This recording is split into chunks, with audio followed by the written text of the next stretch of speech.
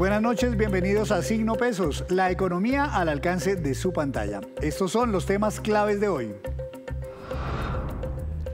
Visas de trabajo desperdiciadas. Por diferentes circunstancias, miles de visas de trabajo que Estados Unidos asigna para los colombianos no se gestionan y las oportunidades se pierden.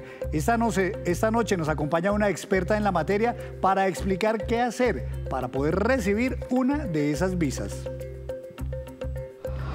Lo que falta de la reforma pensional, poco más de 30 artículos, algunos de grueso calibre, serán discutidos el lunes en la plenaria del Senado. Les contaremos de cuáles temas tratan y la polémica que han generado. Se redujo levemente la pobreza. El DANE entregó hoy un nuevo informe que da cuenta de los millones de colombianos que tienen viviendas sin servicios públicos o que viven en precarias condiciones. Víctor Grosso nos contará los detalles.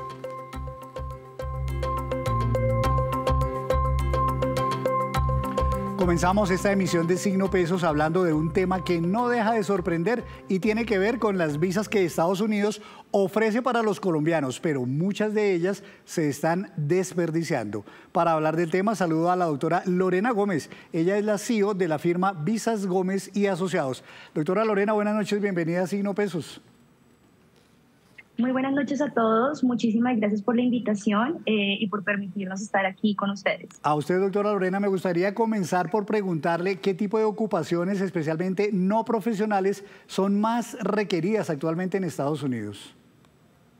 Bueno, principalmente hay que tener en cuenta que las visas de trabajo que se están habilitando en este momento van enfocadas precisamente para personas no profesionales. Básicamente personas que se dediquen a temas no agrarios como conductores, amas de llaves, puede ser también jardineros, cocineros, son los trabajos de mayor demanda que se están solicitando directamente en este país. ¿Y qué tan buen salario ofrecen para ese tipo de ocupaciones en Estados Unidos? Bueno, en el último estudio que nosotros hicimos pudimos evidenciar que básicamente la hora de trabajo para una persona que se dedique, por ejemplo, a temas de aseo, conductores, está entre los 14 y los $20 la hora. En el caso de las visas de trabajo para este tipo de ocupaciones, entiendo que se llaman BHB, H2B, algo así. H2B. H2B. Así es. Bueno, ese tipo de visas las asignan por cupos para cada país. En el caso de Colombia, por ejemplo, ¿qué tantas ofrecen? Bueno, en realidad Estados Unidos ofrece una cantidad de cupos a nivel mundial. En el último estudio se evidencia que fueron 151.000 cupos en donde son repartidos a diferentes países. Ya cada país es libre de aprovecharlo, pero también tuvimos la oportunidad en que en el mes de diciembre del 2023, se otorgaron 20.000 cupos para Colombia para aprovechar esta oportunidad de trabajo. Estas visas, doctora Lorena, digamos, ¿qué condiciones de trabajo ofrecen en Estados Unidos? ¿Por cuánto tiempo? ¿O si es para alguna ciudad específica? En fin, ¿qué tipo de situaciones ofrecen allí? Bueno, en realidad el tiempo mínimo para poder laborar con este tipo de visado es de 1 año. También cabe resaltar que si la empresa queda satisfecha con el trabajo del operario o de la persona que esté allí, lo pueden expandir hasta 3 años consecutivos. ¿Y uno se puede ir con la familia o no? Eso tiene que ser uno solito. Bueno, eso es una muy buena pregunta y yo creo que a muchos colombianos les va a interesar y sí, también depende muchísimo la empresa. En realidad están dando la oportunidad de que si se llevan a una persona a trabajar, ellos podrían llevarse a su familia, pero hay que tener presente que los familiares no tendrían ningún permiso de trabajo, únicamente el solicitante principal.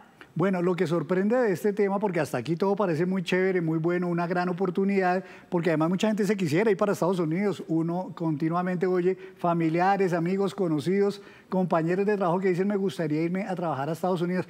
Pero ¿cómo así que se desperdician muchas de esas visas que se ofrecen para los colombianos? Bueno, en realidad esta oportunidad es una herramienta maravillosa que no ha sido explotada de manera adecuada en nuestro país por falta de conocimiento.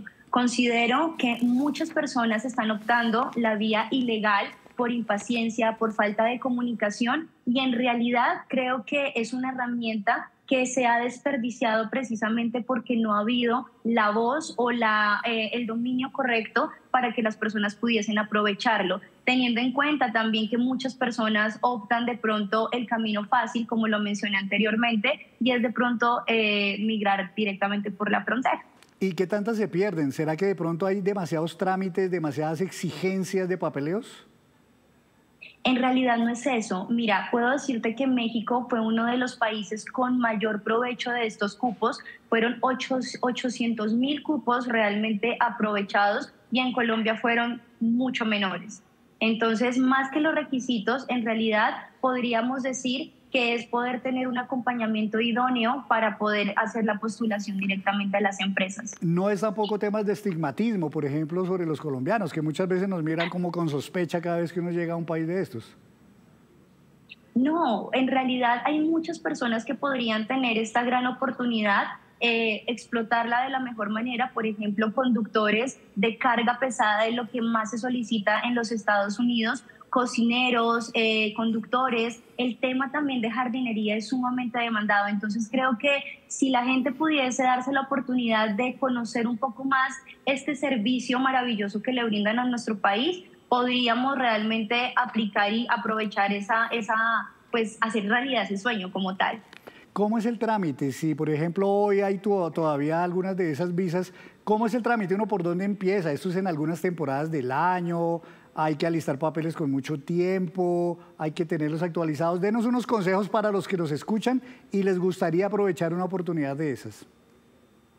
Bueno, lo primero es tener el acompañamiento idóneo, profesional, que les pueda ayudar primero en crear un currículum adecuado para hacer la postulación directamente en estos países. También es importante que cumplan unos requisitos de acuerdo a la empresa que sea solicitado. Estos requisitos son evaluados por profesionales en el área de migración. Y lo más importante también es hacer una redacción adecuada de las razones por las cuales usted quiere migrar a los Estados Unidos y también por qué quiere trabajar directamente allí. Entonces, esos serían como los requisitos principales, una muy buena hoja de vida debidamente elaborada y también la carta de presentación en donde exprese las intenciones, el tiempo, el conocimiento y el perfil profesional para laborar en este país. Si uno cumple, doctora Lorena, todos esos pasos que usted ha detallado, ¿cuánto tiempo podría pasar, digamos, para que le definan a uno y qué probabilidad hay de que uno sí obtenga, digamos, esa anhelada visa?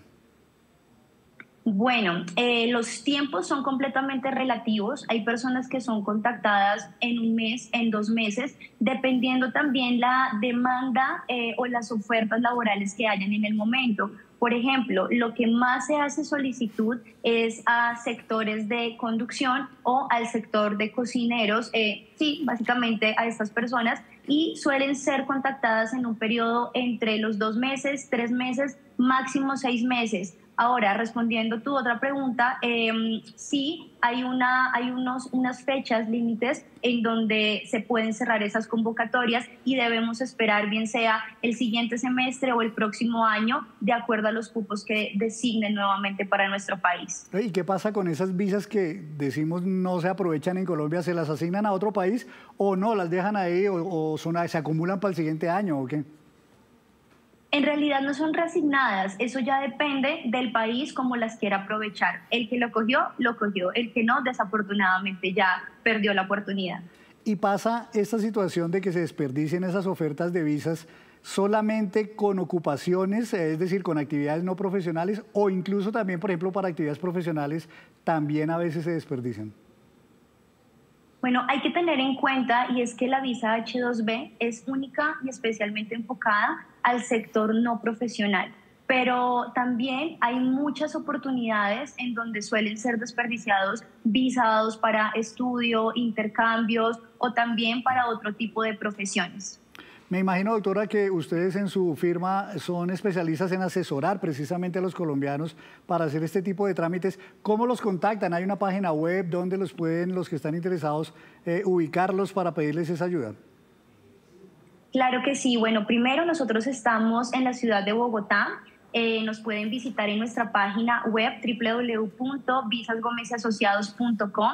Allí nos pueden comunicar y en realidad van a contar con un equipo maravilloso en toda la parte de migración, muy profesionales, que les va a brindar todo el apoyo no solo para visas de trabajo, sino para un portafolio también de visas de turismo, estudio, y las personas puedan migrar de manera legal a los Estados Unidos. Pues doctora Lorena, interesantísimo el tema, muchísimas gracias por darnos estas luces y bueno, muchas gracias por estar aquí también en Signo Pesos.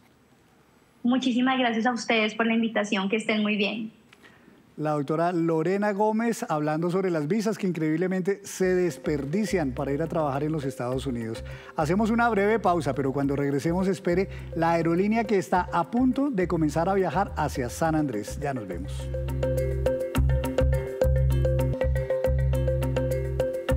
Gracias por continuar con nosotros en Signo Pesos. A esta hora llega Víctor Grosso, quien nos trae noticias sobre un nuevo informe, Víctor, que reveló hoy el DANE, entiendo, sobre el tema de pobreza, ¿no? Sí, y buenas noches, Henry, buenas noches, televidentes, y un tema relacionado con la pobreza multidimensional, que mide el DANE no a los hogares colombianos, sus niveles de pobreza, dependiendo del nivel de los ingresos. Esa se llama la pobreza monetaria y después van a revelar ese dato.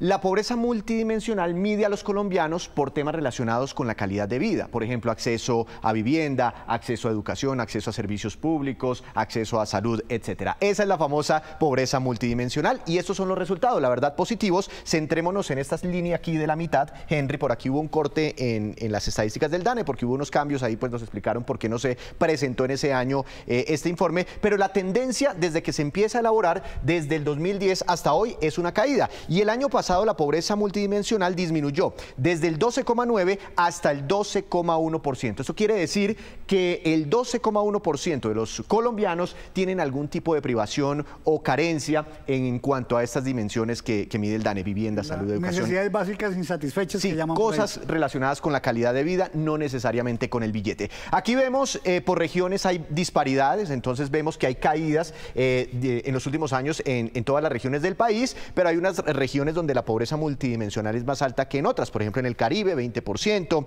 en la región pacífica, sin incluir el Valle del Cauca, 19%, pero por ejemplo en Bogotá, mire, 3,6% apenas, sí, el índice de pobreza multidimensional. En términos de gente, esta reducción en la pobreza multidimensional el año pasado significó que 338.000 colombianos salieran de la condición de pobreza multidimensional, pero de todas formas se mantienen 6,3 millones de colombianos con esas carencias. Esos son colombianos, no hogares, ¿no? No hogares, personas individuales. Y aquí vemos un poco la explicación de por qué cae la pobreza multidimensional. Ellos miden 15 factores y a cada uno le establecen un puntaje, en fin, pero aquí podemos resaltar, por ejemplo, una caída o una mejora en temas relacionados con la educación. Vemos una mejora, por ejemplo, en servicios para cuidado de la primera infancia, y este tema de por aquí la mitad es bastante importante. Mejoró el aseguramiento en salud para muchos colombianos. Solo el 6,7% de las personas, aquí se ve este numerito, tienen carencias en aseguramiento en salud. Y en esta pantalla, si la quieren devolver ahí en nuestro YouTube, pues ustedes pueden mirar qué subió y qué bajó, pero en términos generales es una buena noticia. Ahí veo también, por ejemplo, algunas mejoras en trabajo informal, en hacinamiento. La informalidad ha venido cayendo en sí, Colombia. Señor, en términos, bueno, interesantísimo, Víctor. Y pues afortunadamente ha bajado, así sea poco, pero bueno, sigue bajando un poquito. Y la tendencia se mantiene y así después en la pandemia hubo un pico, pero bueno, se retoma otra vez la caída en la pobreza multidimensional. Pues Víctor, muchísimas gracias y permítame ahora entonces hablamos de otro tema que también es muy importante y es la reforma pensional, que ha sido una de las noticias grandes durante esta semana. Todavía faltan 36 artículos por aprobarse de esta reforma pensional que se esperan evacuar el próximo lunes en el Senado de la República. Nicolás Rojas nos cuenta cuáles son esos puntos, Víctor, que todavía faltan por discutir y que serán seguramente noticia gruesa la próxima semana. De la reforma pensional todavía faltan varios artículos por aprobar, como el régimen de transición, es decir, las personas a las que no aplicará lo aprobado en la reforma, sino que seguirán cotizando de acuerdo con las normas vigentes de la Ley 100. Para el caso de los hombres no se verán afectados los que tengan más de 900 semanas cotizadas, y para el caso de las mujeres las que cuenten con más de 750 semanas cotizadas.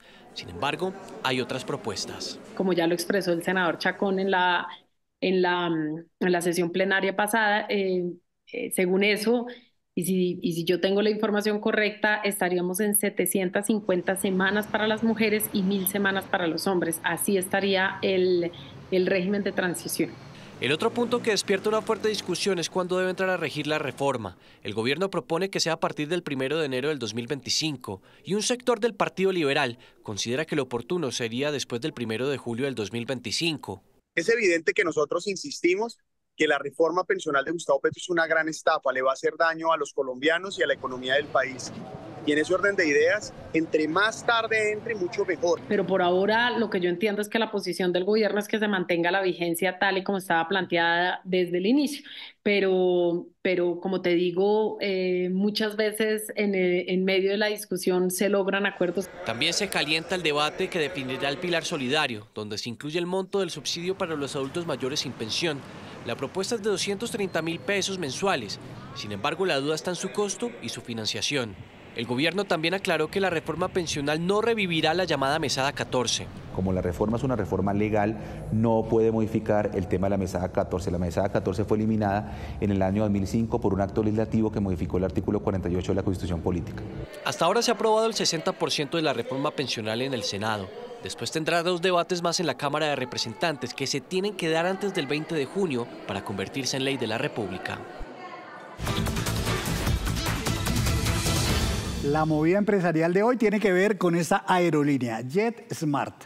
El archipiélago de San Andrés, Providencia y Santa Catalina ha padecido durante el último año una menor llegada de turistas, lo que ha impactado la economía de la isla, que depende en un 90% del turismo. Por esa razón, los isleños están viendo como una esperanza el anuncio precisamente de JetSmart sobre una nueva ruta que movilizará hacia el archipiélago a unos 7.500 pasajeros cada mes. Ver estas calles y playas solitarias es algo atípico en la isla que tiene el mar de los 7 colores. San Andrés, un destino tradicionalmente visitado por miles de turistas al año, pero después de la salida de 2 aerolíneas de bajo costo que movilizaban a gran parte de los viajeros que escogían este destino para pasar sus vacaciones, el archipiélago ha sufrido las duras y las maduras por la disminución del número de visitantes. Solo en 2023 dejaron de llegar más de 400.000 viajeros comparado con el 2022. El turismo depende de los aviones que llegan al destino. Y si tenemos aviones, pues la gente tiene posibilidad de llegar. Si tenemos menos vuelos, pues obviamente llega menos gente. Lográbamos tener, digamos, en temporadas pasadas, un promedio diario de 30 frecuencias llegando a territorio. En este momento nos encontramos entre las 19 y 22 frecuencias por día, lo cual es una disminución significativa. Una realidad que viven todos los eslabones del turismo en San Andrés. Amiga, a las 30 hacemos el masaje. El 95% de los habitantes de la isla vive del turismo. Bueno, anteriormente nosotros podíamos hacer hasta más de 7 peinados. Ahora en el momento si hacemos uno no hacemos más nada o a veces no hacemos nada. El gremio de la hotelería tiene disponibles más de 40.000 camas en la isla, esperando a los turistas. Y los primeros 4 meses realmente han sido 4 meses de subsistencia, donde los porcentajes de ocupación en la isla pues no pasan del 35%. En medio de la coyuntura, la aerolínea JetSmart anunció una nueva ruta hacia San Andrés. A partir del 27 de junio estaremos sirviendo a la isla de San Andrés desde Medellín con 5 frecuencias a la semana y estos tiquetes pueden ser comprados desde hoy. Ya tenemos una oferta introductoria de 133.000 pesos que está realmente muy atractiva para todos los viajeros, todos los interesados. Y así necesitamos comenzar a restablecer todas esas rutas aéreas y también, por supuesto, llegarle a todo el país, a Colombia y al mundo, con noticias positivas de nuestro departamento. JetSmart es una aerolínea de origen chileno que entra a la competencia de vuelos domésticos en Colombia, completando ya 15 rutas nacionales. En los primeros 4 meses movilizaron a más de 180.000 pasajeros. Y antes de despedirnos los dejo con este dato. El siguiente es el top 5 de los países donde hay una mayor velocidad de internet. En primer lugar, Qatar. Segundo, en Emiratos Árabes Unidos. Tercero, Kuwait. Cuarto, Islandia. Y el quinto en este ranking es Corea del Sur. Así terminamos por hoy. Los esperamos el próximo lunes con una nueva emisión y toda la información económica que usted necesita saber. Esto es Signo Pesos, la economía al alcance de su pantalla. Muy buenas noches.